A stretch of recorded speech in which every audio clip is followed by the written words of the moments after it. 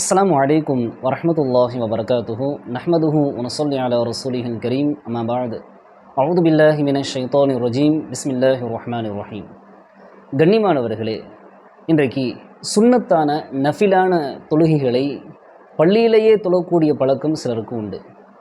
இன்னும் சிலருக்கு அந்த சுன்னத்தான தொழுகைகளை வீட்டில் தொழக்கூடிய பழக்கமும் உண்டு.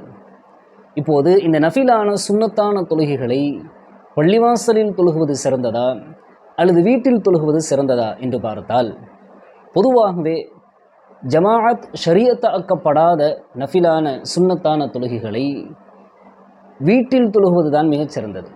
ஏனென்று சொன்னால், நபி ஸல்லல்லாஹு அலைஹி வஸல்லம் அவர்களுடைய நடைமுறை என்ன?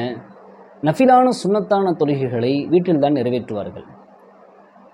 புகாரியிலே வரக்கூடிய நபிமொழி, ஸல்லல்லாஹு அலைஹி வஸல்லம் அவர்கள் சொல்லுவார்கள், சொல்லு ஐயுஹன் நாஸ் ஃபி புயூதிக்கும், ஓ மக்களே, உங்களுடைய வீடுகளில் நீங்கள் தொழுகுங்கள்.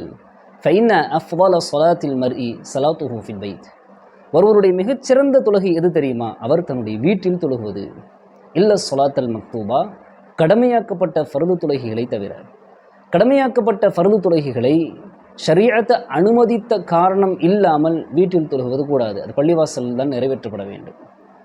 அப்போ நஃபிலான சுன்னத்தான தொழுகைகளை நபி ஸல்லல்லாஹு அலைஹி வஸல்லம் அவர்கள் வீட்டில் தான் தொழக்கூடிய பழக்கம் வைத்திருந்தார்கள். ஹதரத் ஆயிஷா ரலியல்லாஹு அன்ஹா அறிவிக்கக்கூடிய நபிமொழி முஸ்லிம் ஷரீஃபில் வருகிறது. ஹதரத் ஆயிஷா ரலியல்லாஹு அன்ஹா அவர்கள் சொல்லுவார்கள், நபி ஸல்லல்லாஹு அலைஹி வஸல்லம் அவர்கள் என்னுடைய வீட்டில் இருப்பார்கள். லுஹருக்கு முன்னால் 4 ரக்அத் தொழுகுவார்கள்.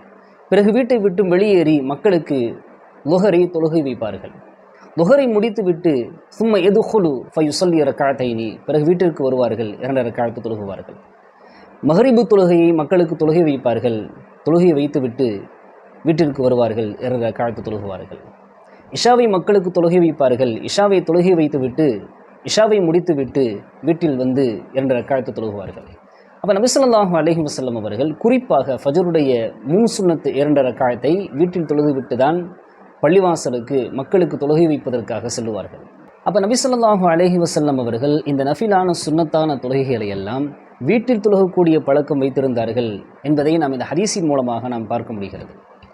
ரெண்டாவது சொன்னாங்க ஸல்லல்லாஹு அலைஹி வஸல்லம், இஜஅலு ஃபி புயூதிக்கும் மின் ஸலாத்திக்கும், உங்களுடைய தொழுகைகளில் ஒரு பங்கை உங்களுடைய வீடுகளில் ஆக்கிக் கொள்ளுங்கள். அதாவது எல்லா தொழுகைகளையுமே நீங்கள் பள்ளிவாசலிலே தொழுது முடித்து விட்டு போய்விடாமல் உங்களுடைய வீடுகளில் சில தொழுகைகளை தொழக்கூடிய பழக்கத்தை உண்டாக்கி கொள்ளுங்கள். வலா தத்தஹிதுஹா குபூரா, நீங்கள் உங்களுடைய வீடுகளை கபர்களாக, கபர்ஸ்தான்களாக ஆக்கி விடாதீர்கள். கபர்ஸ்தானில் யாரும் தொழுக மாட்டாங்க, கபர்ஸ்தானில் தொழுகை நடக்காது. இப்போ ஸல்லல்லாஹு அலைஹி வஸல்லம் என்ன சொல்ல வர்றாங்க? எந்த வீட்டில் தொழுகை இல்லையோ, எந்த வீட்டில் தொழக்கூடிய பழக்கம் இல்லையோ, அந்த வீடுகள் எல்லாம் கபர்ஸ்தான்களை போல.